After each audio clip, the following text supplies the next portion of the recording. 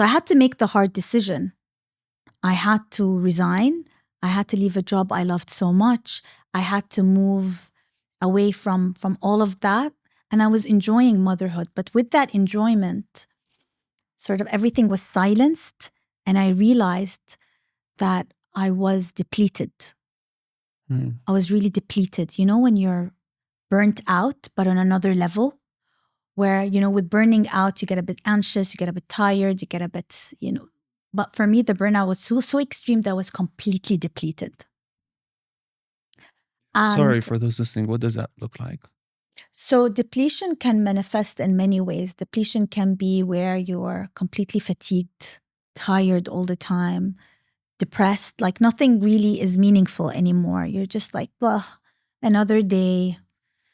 Ugh, just another tiring day. You would sleep 13, 14 hours and wake up completely wrecked. It could manifest in losing your appetite or feeling that there is really no purpose. And maybe I thought I was going through an identity shift because I left a career I loved so much and I was doing well at, and now I'm a stay-at-home mom, but that wasn't it. I wanted to say that, but that wasn't it. There was some sort of a deeper awareness that there was a tipping point for me, but I was running on adrenaline. The moment I stayed at home, I quieted those voices. That's when I started understanding that there was something going on. And I'm grateful for that. I'm grateful for the shift, because if it wasn't me leaving my career and staying at home, I wouldn't have heard and felt the symptoms, you know, the burnout, really, the depletion that I'm talking about. So that's when I started knocking different doors, doctors saying, what was wrong with me? They would do the normal conventional way of testing, complete blood work, telling me, oh, actually your blood work is book perfect. This is what we aspire for new moms. And vitamin D is through the roof. That's amazing given you live in the region. Actually, I would say just go home and just relax because there's nothing wrong with you.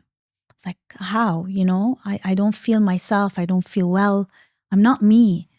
And yeah, that could be motherhood, but it wasn't that.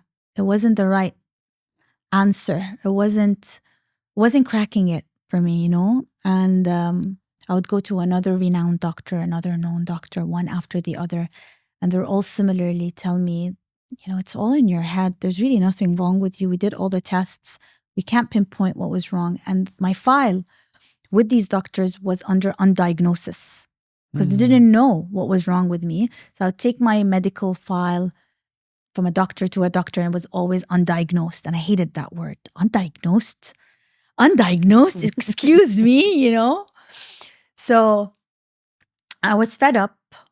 I was tired. I had a child that was waiting for her mommy to look after her that wasn't capable of. I was also a wife. I was a sister. I was a daughter. I was a lot of things. So it was, you know, also being selfless, that I needed to look after myself desperately. It was no longer just about me. And that's when I enrolled myself in a nutrition institute, and I started understanding what shifts I could do to really heal myself and possibly what could be the trigger. I just wanted to understand. I was just curious.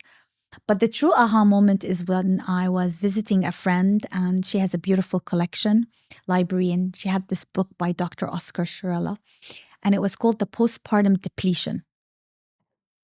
I was like, what? You hear about postpartum blues, postpartum anxiety, postpartum depression, but postpartum depletion?